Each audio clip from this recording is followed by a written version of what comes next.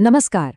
आज बात करते हैं एक ऐसे इंसान और एक ऐसे मिशन की जिसने सिर्फ भारत की आध्यात्मिकता को ही एक नई दिशा नहीं दी, बल्कि देश की आज़ादी की लड़ाई में भी कह सकते हैं एक नई जान फूंक दी। जी हाँ, यह कहानी है स्वामी विवेकानंद और रामकृष्ण मिशन की। जरा सोचिए, एक ऐसा वक्त था जब पूरी दुनिया ये मानकर चलती थी कि हर बड़ा, हर बेहतरीन आइडिया सिर्फ पश्चिम से ही आ सकता है।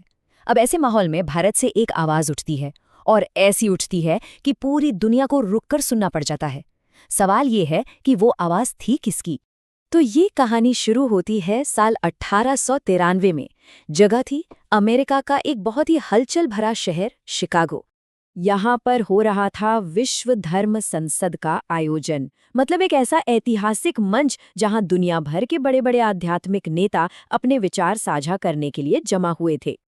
और तारीख थी 11 सितंबर 1893।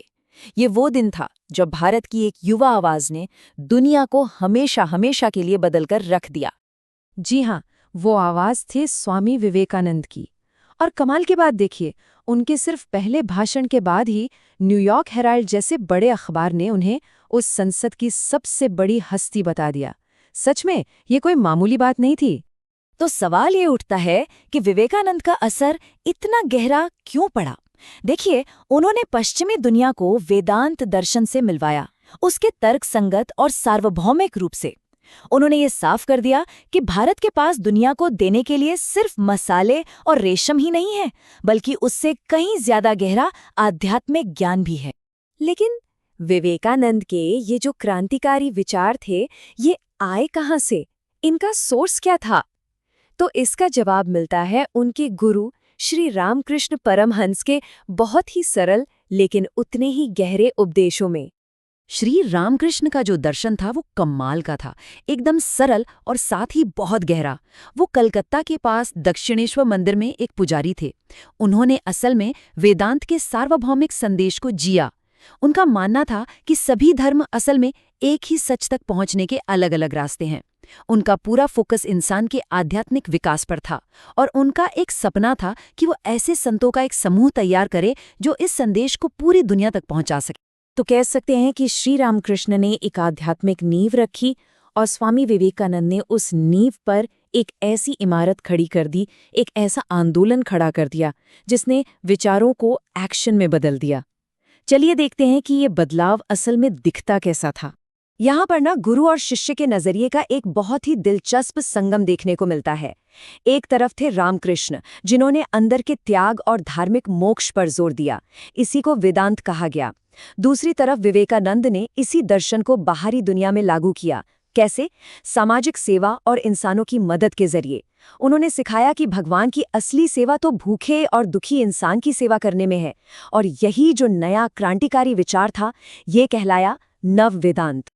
अब देखिए, शिकागो में जो जबरदस्त सफलता मिली, उसने एक मजबूत जमीन तैयार कर दी थी। तो इसी ऊर्जा को एक संगठित रूप देने के लिए ठीक 4 साल बाद 1 मई 1897 को विवेकानंद ने कलकत्ता के पास बेलूर मठ में रामकृष्ण मिशन की स्थापना कर दी। और ये बात समझनी बहुत जरूरी है कि रामकृष्ण मिशन सिर्फ कोई मठ या आश्रम जैसा संगठन नहीं था। नहीं, इसकी आत्मा तो सामाजिक सेवा में बसती थी। इसका असल मकसद था वेदांत के ज्ञान को आम लोगों तक पहुंचाना। अस्पतालों, स्कूलों और राहत के कामों के जरिए ये कर्म की शक्ति का जीता जागता सबूत था। लेकिन कहानी यहीं खत्म नहीं होती। इस मिशन का असर सिर्फ समाज और आध्यात्म तक ही नहीं रहा। नहीं, इसकी गूंज तो भारत की राजनीति में भी सुनाई दी, और इसने देश के स्वतंत्रता आंदोलन को एक बिल्कुल नई दिशा दे दी। ये जो बात है ना, ये बहुत बड़ी बात है। एक मशहूर लेखक हैं वैलेंटाइन शिरोल, उन्होंने अपनी किताब इंडियन अनरेस्ट में साफ साफ लिखा है कि विवेकानंद की शिक्षाएं भारत के राष्ट्रवादी आंदोलन के सबसे बड़े कारणों में से एक थीं। मतलब, अगर सीधे शब्दों में कहें तो विवेकानंद ने सदियों की गुलामी से निराश हो चुके भारत में आत्मविश्वास और गर्व की एक नई लहर पैदा कर दी। उन्होंने देश को ये प्रेरणा दी कि राजनीतिक आज़ादी से पहले आध्यात्मिक और मानसिक रूप से आज़ाद होना जरूरी है। अच्छा, तो अब तक जो हमने बात की, चलिए उसके कुछ सबसे ज़रूरी पॉइंट्स को एक बार फटाफट रिवाइज कर लेते हैं, जो हमेशा याद रखने चाहिए। विवेकानंद ने अपने विचारों को कई दमदार किताबों के जरिए भी दुनिया के सामने रखा। उनकी किताबें जैसे कर्मयोग, ज्ञान योग और राजयोग आज भी योग और वेदांत दर्शन को समझने के लिए बहुत ही जरूरी मानी जाती हैं। तो मेन बातें क्या-क्या हैं जो ध्यान में रखनी हैं? सबसे पहले दो मुख्य लोग, स्वामी विवेकानंद और उनके गुरु श्री रामकृष्ण। फिर स्थापना का साल 1897 में रामकृष्ण मिशन बना। हेडक्वार्टर कहाँ है? बेलूर मठ, कलकत्ता के पास। इनकी मुख्य विचारधारा क्या है? नव वेदांत, मतलब अध्यात्म को समाज सेवा से जोड़ना। और हाँ, वो सबसे बड़ी घटना जिसने ये सब शुरू किया, 1893 का शिकागो भाषण। बस इतना याद रखना है। तो आज की इस चर्चा को हम इसी एक बड़े सवाल के साथ खत्म करते हैं कि आखिर कैसे एक संत की आध्यात्मिक बातें किसी पूरे देश में एक राजनीतिक जागृति का इतना बड़ा कारण बन सकती हैं।